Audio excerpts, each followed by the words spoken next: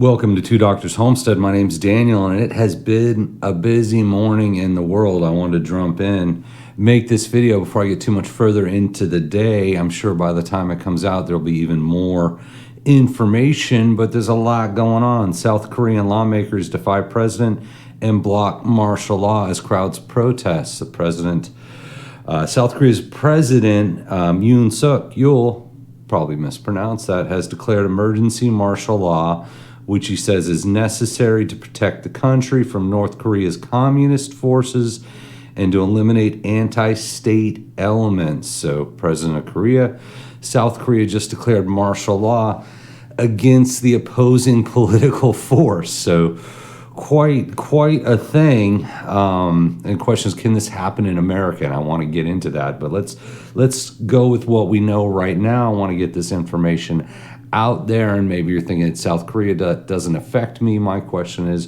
what prevents this from happening here in the United States? So lawmakers have since voted to block the president's move after both the ruling party and opposition vowed to obstruct the declaration. So the president declared martial law.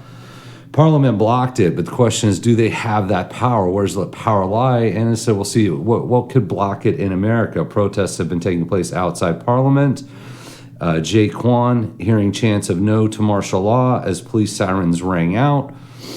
Yoon's People Power Party and the opposition Democratic Party have been locked in dispute over the next year's budget bill. So this was over a budget bill, allegedly. Martial law means rule by military authorities in time of emergency and can mean the suspension of normal civil rights. So martial law in South Korea as of right now, right?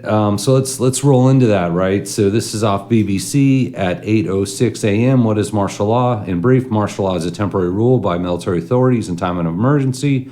When the civil authorities are deemed unable to function, the implementation of martial law can have legal impacts, such as the suspension of normal civil rights and the extension of military law. Martial law is in theory temporary, but may continue indefinitely. So as of 8:17, ruling party and opposition both vowed to block declaration. The Yonhap news agency is reporting that the leader of South Korea opposition Democratic Party, Lee Jae-myung, has said the declaration of martial law is unconstitutional. Yonhap is also reporting that Han Dong-hoon, the head of the ruling People Power Party, of which President Yoon Suk Yeol is a member, has vowed to block the declaration, describing it as wrong. Right, so as of 8:26, Yoon Suk has been South Korea's president since 2022. He's part of the People Power Party and won the presidential election by narrowly defeating his opposition. Lee Jae-myung has just 0.7 percentage points. He was the closest election since South Korea started direct elections in 1987. The president has faced low approval ratings due to various controversies and scandals, including those involving his wife, such as alleged stock manipulation and allegedly accepting a luxury Dior handbag. Last month, Yoon apologized, saying his wife should have conducted herself better. Yoon is also having a tough time pushing his agendas in Parliament, which is controlled by the opposition. So you can't get your agenda through, why not just declare martial law, right? Martial law. So this was 8:31. Martial law comes after wrangling over budget bill. Yoon has been a lame duck president since the last general election when the opposition won a landslide in Parliament. He was not able to pass the laws he wanted. Instead, he was reduced to vetoing desperately any bills the opposition has been passing. Yoon is also mired in several scandals, mainly around his wife, who is accused of corruption. She is also accused of influence peddling. The opposition has been trying to launch a special investigation against her. This week, the opposition slashed budgets the government and ruling party had put forward, and the budget bill cannot be vetoed. In the same week, the opposition is moving to impeach cabinet members, mainly the head of the government audit agency, for failing to investigate the First Lady.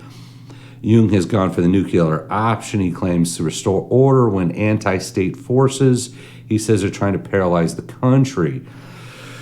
So he doesn't agree with the opposition party. He's bringing in the military, and you wonder, can that happen here? And we'll get to that. I just want to go through what we have, what we know right now is happening in South Korea. 8:41, military halts parliamentary activity, South Korean media.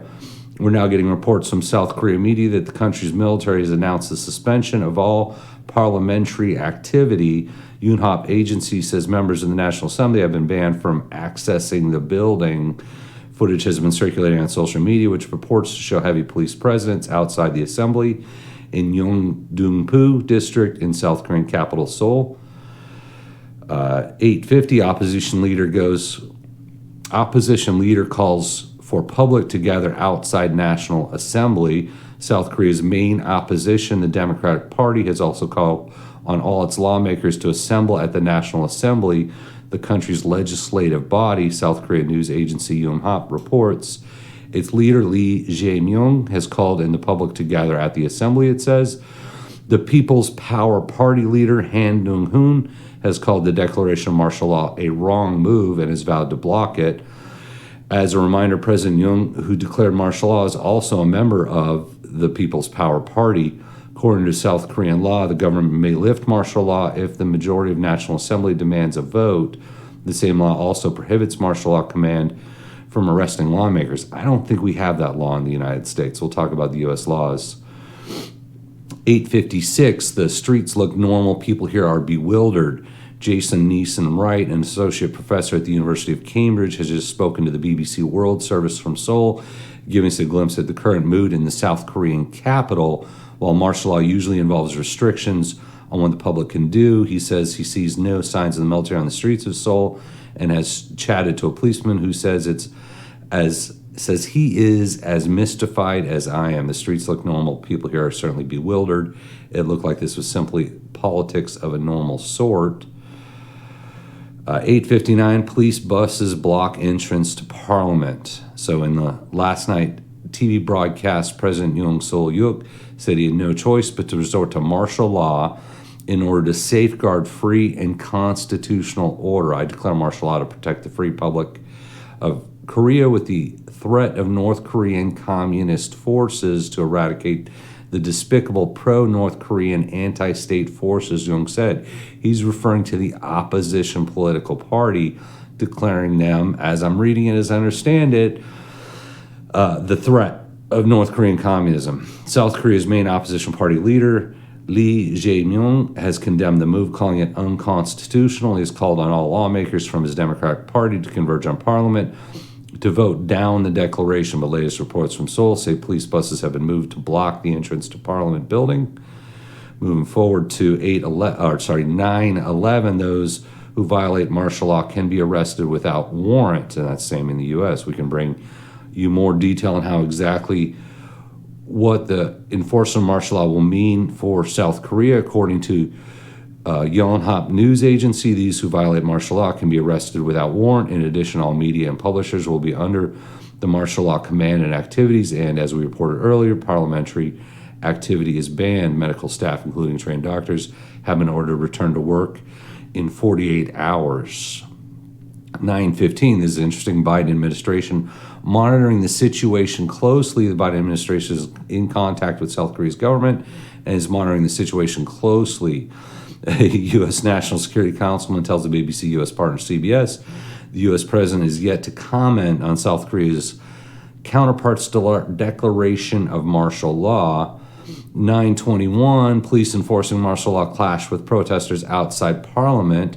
We're receiving the first images of large crowds gathering outside South Korean National Assembly, and the country's president declared martial law. A line of police officers appears to be guarding the entrance gate to the building, which has been closed. 9:30, special forces soldiers inside the National Assembly, BBC told.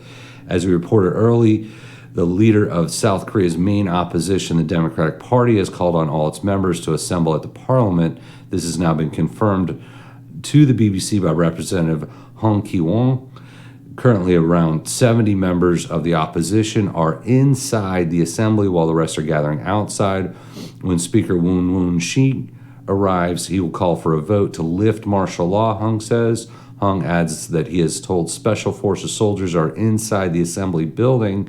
It's unclear what the soldiers are doing, perhaps trying to block them from unvoting martial law.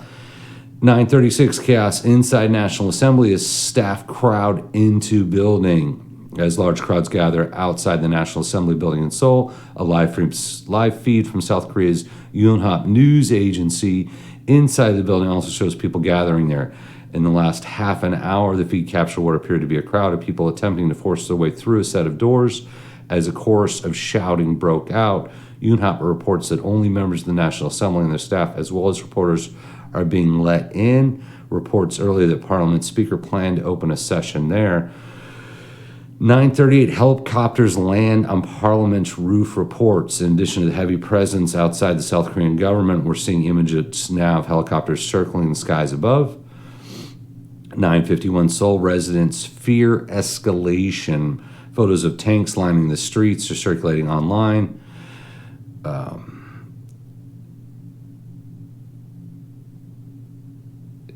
Photos of tanks lining the streets circulating online, sparking confusion and concern. Ra Ji-soo, a Seoul resident, reports hearing helicopters near her home. She also shares that a friend in the police force has received an emergency mobilization order and was on their way to the station. Kim Mi-ri, another Seoul resident, has packed an emergency kit, fearing the situation might escalate. She recalls the previous instances of martial law involved arrests and imprisonment. Meanwhile, journalists in Seoul and coordinating closely, sharing advice on how to stay cautious with martial law in effect. All media and publishing activities will fall under strict government control. 10:02, protesters chant no to martial law outside Parliament. We are outside the National Assembly grounds now. We hear protesters chanting no to martial law, strike down dictatorship, and open the gates as the sound sirens occasionally ringing out. Dozens of police cars and riot police are assembled. 10:10, South Korean Parliament votes to block martial law. South Korea's parliament has voted to block the president's move to declare martial law, according to the Yonhap and Reuters news agencies. 10:22, all 190 lawmakers present vote to lift martial law. We can bring you more detail now on how South Korea's parliament voted. National Assembly Speaker Woon Woon-sik submitted a resolution requesting the lifting of martial law around 1 o'clock local time. The resolution was passed 190 of 300 members of the ruling and opposition parties in attendance, with all present in favor. So 10:32, we're capturing images now of some of the chaotic scenes from inside and outside South Korea's parliament after the president shocked the nation by declaring martial law. So the question, is that good enough, right? Can they vote to stop martial law when the president has declared it? What's going on in South Korea? And the real question is, could that ever happen here? Could that happen in the United States? I mean, we've talked about martial law. We hear about national emergencies potentially being declared, and I've talked about it before, and I think the answer is yes. I don't know that there's anything stopping something like that from happening here for the politician, the president in charge, to declare the entire opposing political party essentially enemies of the state, which seems to me what's happening in South Korea, and then declaring martial law and taking military control of the country. So we have the National Emergencies Act in the United States. The National Emergency Act authorizes the president to declare a national emergency without a specific request from a state. Such declarations do not provide any specific emergency authority, and instead rely on emergency authorities provided in other statutes. Emergency statute provisions are not activated automatically. The president must specify which authorities are activated in the specific emergency declaration, and we'll get into that. Different authorities and different declarations and powers they can have, but essentially he can say, hey, national emergency, anytime he wants. Whoever is present either now or next year can say national emergency. So there's the PERP Act, Public Readiness and Emergency Preparedness Act, PERPA, passed by the United States Congress and signed into law, and the President of the United States, George Bush, in December 2005. Is a controversial tort liability shield intended to protect pharmaceutical manufacturers from financial risk in the event of declaration of public health emergency. The part of PERP that actually affords such protection is now codified in 42 U.S.C. 247D, 6D. The Act specifically affords drug makers immunity from actions, which is great. We're all happy to hear a special act to protect drug makers. So there's the National Response Framework. There's the National Incident Management Systems. So what about martial law, right? We know martial law has been declared at least 68 times in the United States. Could the the president of the U.S. do what the president of South Korea just did by declaring a national emergency? The president, I believe, has that powers, right? So first thing that's important, of course, whenever we're talking about the U.S. government and martial law and anything like that, is to talk about seditious conspiracy. We don't want to accidentally commit seditious conspiracy making a YouTube video now, do we? So seditious conspiracy is to harm persons in any state or territory in any place subject to the jurisdictions of the United States, conspire to overthrow, put down, or destroy by force the government of the United States, or levy war against them, or to oppose by force the authority thereof, or by force to prevent, hinder, or delay the execution of any law of the United States, or by force to seize, take, or possession any property of the United States contrary to the authority thereof. They shall be fined under this title or imprisoned not more than 20 years or both. So no seditious conspiracy going on here. But you look at the Declaration of Martial Law, U.S. Department of Justice, Office of Justice Programs, martial law. Martial law involves the temporary substitution of military authority for civilian rule and is used to invoke in time of war, rebellion, or natural disaster. So under that, if the military has taken over, they've usurped standard civilian rule, can the parliament actually say, no, we're not doing martial law when the president has already declared it? I don't know enough about South Korean law for that. I think in the United States, the answer is no. And if I'm wrong, let me know. Jump in on the comments there. When martial law is in effect, the military commander of an area or country has unlimited authority to make and enforce laws. Martial law is justified when civilian authority has ceased to function, is completely absent, or has become ineffective. In this case, he's accusing the opposite party of supporting North Korea, right? So he's saying there are a bunch of North Korean sympathizers. We need to stop Parliament, right? Begin investigations, military law, whatever they're going to do. Furthermore, martial law suspends all existing laws as well as civil authority and the ordinary administration of justice. In the United States, martial law may be declared by proclamation of the president or a state governor, but such formal proclamation is not necessary. So it's pretty much any time the president can say, hey, martial law, we're doing this national emergency martial law, we're going for it. We said 68 times in the history of the United States there's been martial law. Not going to read them all to you. There's also the Insurrection Act. As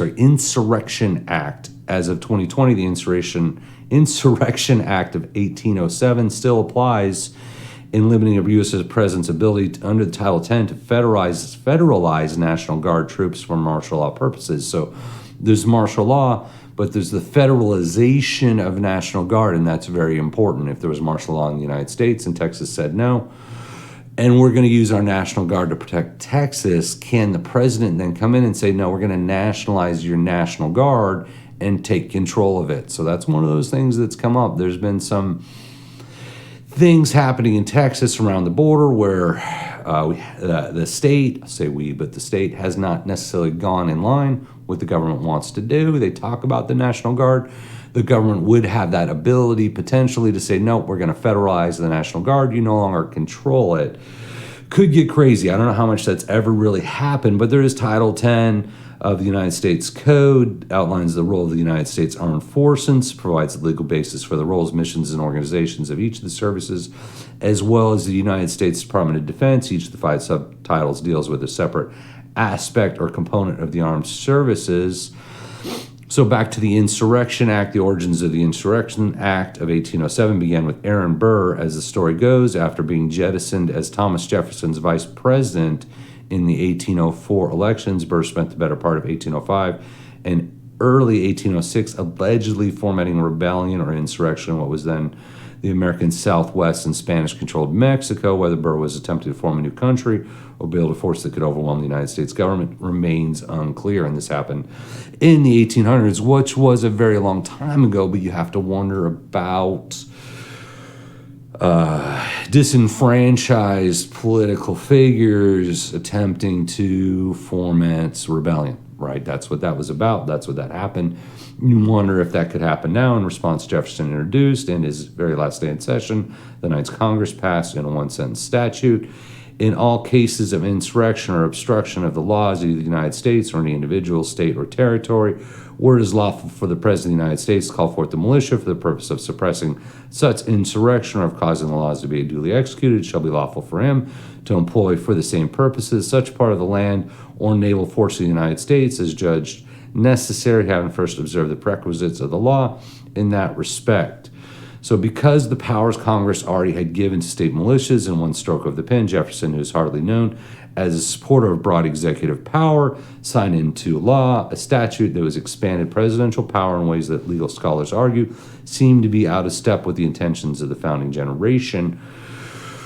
So it gave them wide sweeping abilities, right? And a lot of those laws, those statutes are still in effect. The ability to just simply declare, right? Declare martial law, declare insurrection, declare national emergency. I'll skip on that. So the question is, what's happening in South Korea?